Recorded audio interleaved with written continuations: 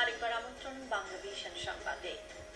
সাভারের আশুলিয়ায় পায়ে শিকল পরিয়ে মারধর করে ইট ভাটায় কাজ করানোর ঘটনায় 10 জনের বিরুদ্ধে মামলা হয়েছে। র্যাব নির্যাতিত এরকম 3 শ্রমিককে বুধবার রাতে উদ্ধার করেছে একতা ব্রিক্স নামের একটি ভাটা থেকে। মিজানুল ইসলামের রিপোর্ট।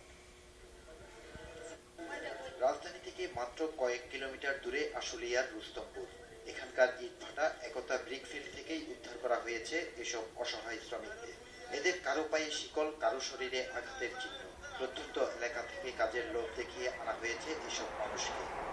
শিকল বাধা তো ওই কয়জন লোক চলে গেছে বলাই, তার জন্য আমার কাটকে এইভাবে রাখতে শিকলি পানিদের আর গাল আমার বিমল ঠেলে দিয়ে সবার চোখ ফাঁকি দিয়ে মধ্যযুগীয় কায়দায় শ্রমিকদের উপর চলত অমানসিক নির্যাতন। সব দেখতাম ওকে শিকল দিয়ে ধরে রাখতে, শিকল দিয়ে আটকা দিতে, ওকে খাতে দিতে না। আজকে সকালেও কেউ ভাত খায়নি, রাতে ঘুরে বেড়ায়, যে কেউ বানালি ওই দিকে কোপাই দেবে। আটক হওয়া ভাটার ম্যানেজার সহ অন্য এক কর্মচারী জানায়, এই ভাটার মালিক 8 জন। আমরা কিছু লোক ধরলাম আর কি, অফিসের ভিতরে রাখলাম, রাখে তবে আমরা পাড়াতে কাজ করে নিতাম। পার্টনারশিপ ব্যবসা। হজরত, জাহিদুল, জালাল, সাজেদুল, তারপর হায়েল, এরা আওয়ামী লীগ করতো।